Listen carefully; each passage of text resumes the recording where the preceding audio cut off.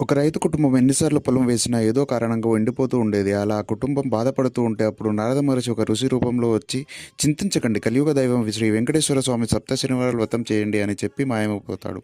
అప్పుడు ఆ కుటుంబం కలియుగ దైవం అయినటువంటి శ్రీ వెంకటేశ్వర సప్త శనివారాల వ్రతం ఆచరించారు. అప్పుడు అతను వ్రతాన్ని మెచ్చి అష్టైశ్వర్యాలు కలుగునుగాక అని దీవించారు. మీరు కూడా ఈ వ్రతం చేసి ఉంటే కామెంట్ చేయండి. మీకు కూడా శ్రీ వెంకటేశ్వర స్వామి ఆశీస్సులు ఉండాలని కోరుకుంటూ వీడియో నచ్చితే ఒక లైక్ చేయండి. ఒక రైతు కుటుంబం ఎన్నిసార్లు పొలం వేసినా ఏదో కారణంగా ఎండిపోతూ ఉండేది. అలా ఆ కుటుంబం బాధపడుతూ ఉంటే అప్పుడు నారద మహర్షి ఒక ఋషి రూపంలో వచ్చి చింతించకండి, కలియుగ దైవం శ్రీ వెంకటేశ్వర స్వామి సప్త శనివారాలు వ్రతం చేయండి అని చెప్పి మాయమైపోతాడు. అప్పుడు ఆ కుటుంబం కలియుగ దైవం అయినటువంటి శ్రీ వెంకటేశ్వర సప్త శనివారాల వ్రతం ఆచరించారు. అప్పుడు అతను వ్రతాన్ని మెచ్చి అష్టైశ్వర్యాలు కలుగునుగాక అని దీవించారు.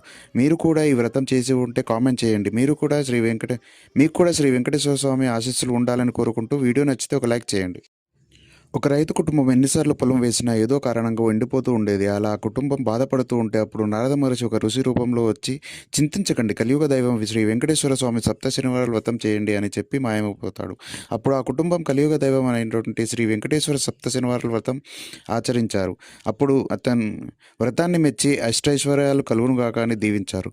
మీరు కూడా ఈ వ్రతం చేసి ఉంటే కామెంట్ చేయండి. మీకు కూడా శ్రీ వెంకటేశ్వర స్వామి ఆశీస్సులు ఉండాలని కోరుకుంటూ వీడియో నచ్చితే ఒక లైక్ చేయండి.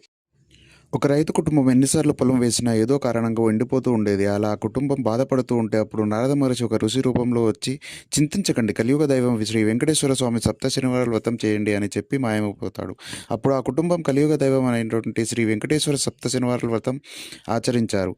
అప్పుడు అతను వ్రతాన్ని మెచ్చి అష్టైశ్వర్యాలు కలుగునుగాక అని దీవించారు.